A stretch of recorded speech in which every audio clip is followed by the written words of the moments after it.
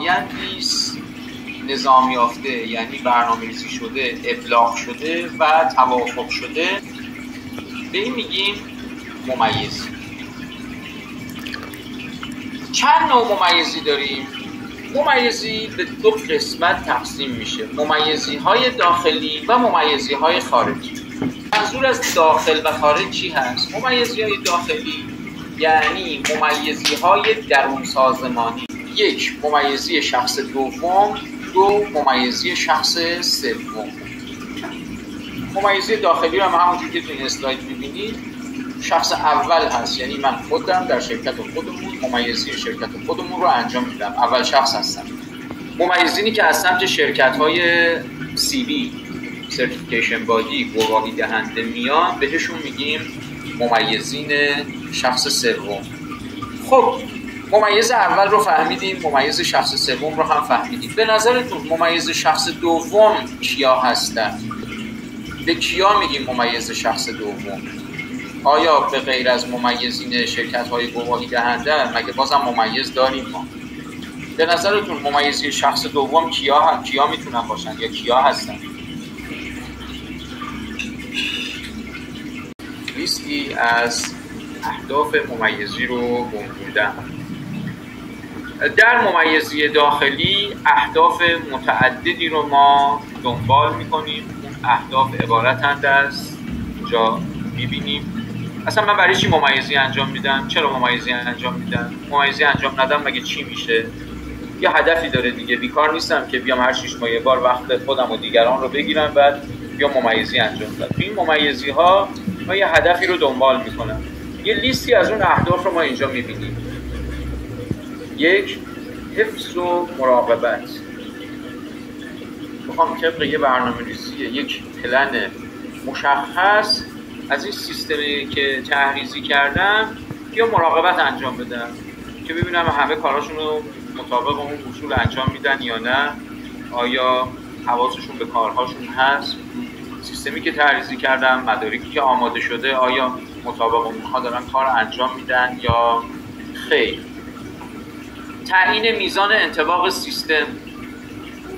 ما سیستمی که تحریزی کردیم چه میزان؟ آقا ما یه مشاور گرفتیم، مشاور اومد یه سیستم برای ما تحریزی کرد، مشاور هم رفته.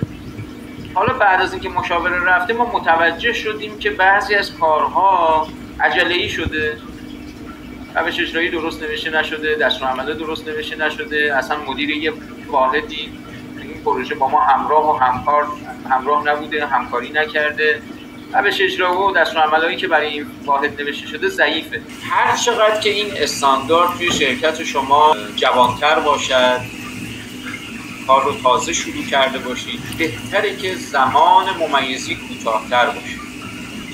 یعنی حتی من خودم توصیه‌ام این هستش که در سال اول ممیزی هامون 3 ماه یک بار باشه، در سال دوم تا سال پنجم ممیزی هامون 6 ماه یک بار باشه. خب گروه اول شد ممیزی های منظم برنامه‌ریزی شد.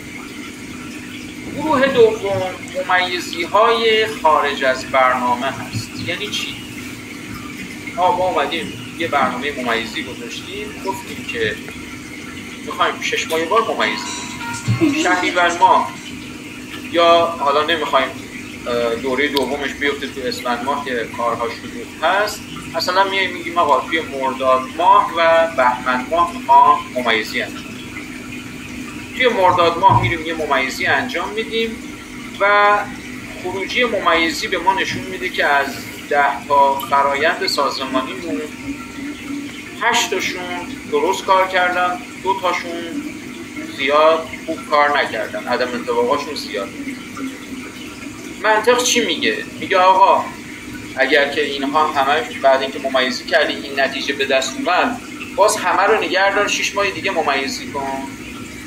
خیر، منطقی رو به ما نشون نمیده. منطق میگه که فرآیندهایی که اوکی بودن و نتیجه ممیزیشون بوده اونها رو بذار طبق برنامه 6 ماه دیگه ممیزی کن.